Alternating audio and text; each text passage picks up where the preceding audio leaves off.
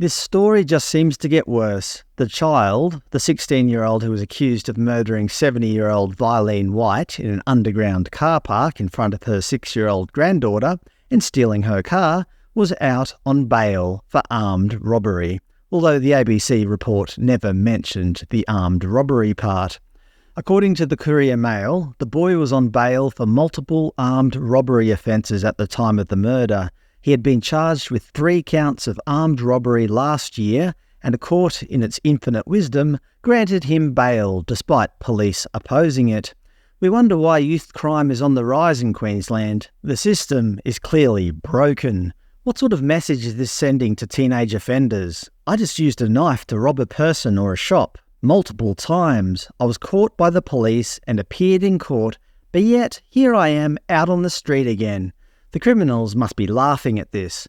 Obviously, this teenager who was out on bail for armed robbery and got caught soon after killing an innocent lady isn't a very good criminal. He gets caught so often. Don't get me wrong, I don't blame the police here. They've done an excellent job and have done everything they can. But yet, we keep letting him out. Well, the courts keep letting him out. Let's just keep letting criminals out until they murder someone. And who's responsible for this? Well, ultimately, the government are responsible for creating laws. If the laws aren't working, they need to fix them. Under the Youth Justice Act 1992 in Queensland legislation, under Section 176(3), it states that for a relevant offence that is a life offence, for example murder, the court may order that the child be detained for a period not more than 10 years or a period up to and including the maximum of life if the offence involves the commission of violence against a person, which it did in this case, and the court considers the offence to be a particularly heinous offence. So basically, this boy could potentially get a maximum sentence of 10 years imprisonment if the court ruled that the crime wasn't particularly heinous. Perhaps he'll get even less if, for example, the court decide on a lesser sentence, say manslaughter. It could be found that he didn't intend on murdering the lady. It was just a terrible accident that occurred during the carjacking. He might be back out on the street menacing your loved ones before we know it. Hopefully that doesn't happen, but it would appear that Queensland laws are out of step with community expectations. The daughter of Ms. White, Cindy McAuliffe, commented on the sentencing restrictions for children. I've been doing this movement for Mum and I am on a mission to not just change laws but create new ones. The maximum in the Juvenile Detention Centre sentencing is 10 years. They can still get out, have kids, have a life. They've still got a life to live. We've lost the heart of our lives.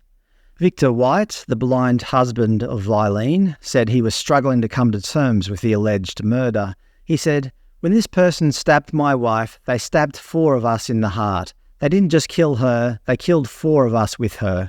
Justice has to be done, not for my sake, for the memory of Vyleen." Premier Stephen Miles commented, "I completely understand how Victor is feeling. He's grieving, he's sad and angry, and don't blame him.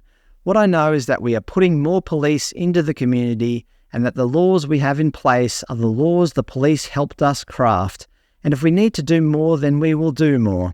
But nobody can seriously stand up and say they could have prevented this murder."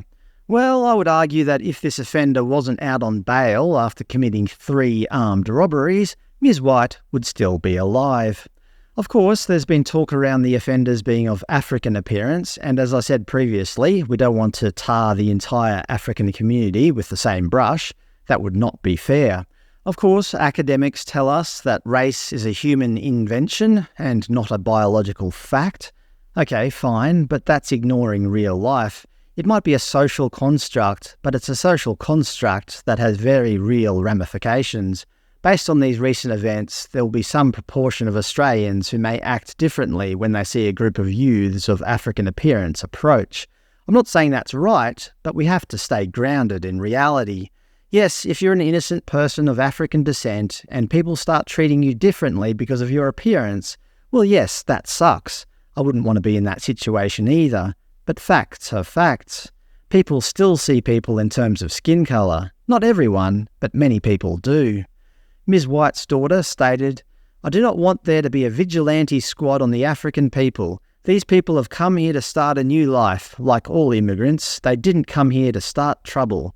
President of the Queensland African Communities Council, Benny Bowles, stated, "We're a community under siege at the moment because of that tragic incident. Over the last 24 hours, I've received a large number of reports of people who are being physically attacked while going to work or shopping. I've had a story of a young African girl who went to the shop and saw someone throw something at her and say, 'You're monkeys, go back to where you came from.' Commentary on social media, I can't even talk about it. The level of stress that's causing to the community, that's unacceptable. Children are refusing to go to school because of the fear. Too many people have been abused." So obviously that's completely wrong to abuse innocent people, but when people say that race doesn't exist, when people pretend that the world is colourblind, they are simply wrong. They're living in a fiction. The accused murderer is actually a Sudanese refugee, according to media reports. 2 of the other boys involved are actually private school students, with one having alleged links with a gang. The mother of the perpetrator who stabbed Ms. White has spoken to the media and said, "I'm sorry to the community because I don't know that the kids do that. My son told me, 'I love you, Mum,' as police put him in handcuffs and led him away." Look, it's a horrible situation all round, but the community are justifiably angry. We shouldn't have to fear going to the local shopping centre to buy some groceries. This spate of youth violence has come to a head where an innocent person has been murdered.